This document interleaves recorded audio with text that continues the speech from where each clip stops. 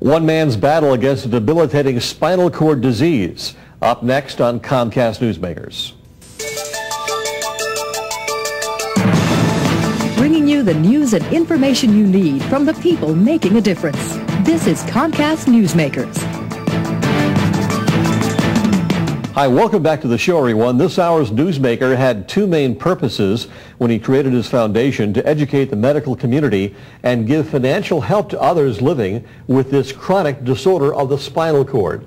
Christopher Burton is the founder of the Christopher S. Burton Syringomyelia Foundation. And thanks for coming to our show. Thank you. You said that the medical community needs to be educated about this. Absolutely. My experience has been, and I've been to the hospital this year alone, an average of once a month.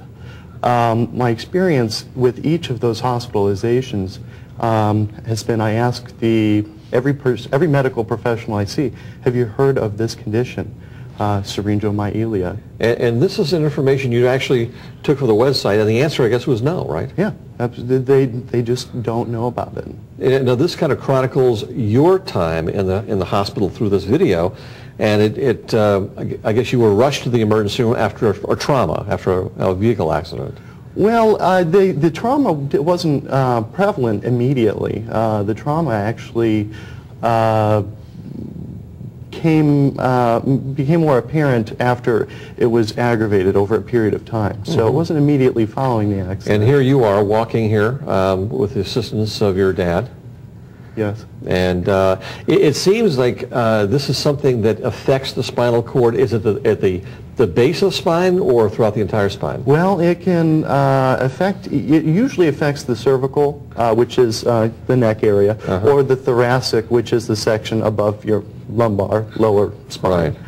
Right. And those are the two primary areas which are So immediately you didn't know you had a problem. Yeah.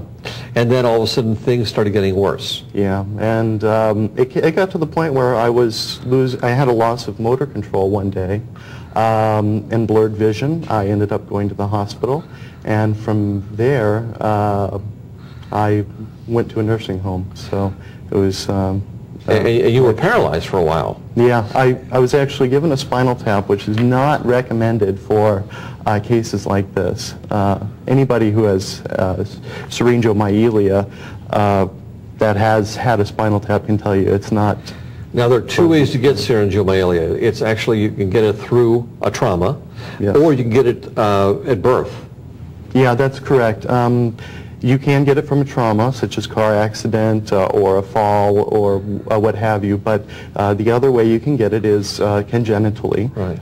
It's a birth defect known as Chiari malformation, and that's a defect of the skull. The hindbrain actually extends beyond the base of the skull, so you then have a disruption of the normal flow of cerebral spinal fluid around the brain and around, and through the spinal cord. Now, you walked in here, you had a walker, but you actually walked in here, and that's progress, because for a while you couldn't do that. Yeah, that's correct. After following that spinal tap, I was paralyzed for a period of time to the point where I not only couldn't use my arms and legs, but I couldn't even sit up.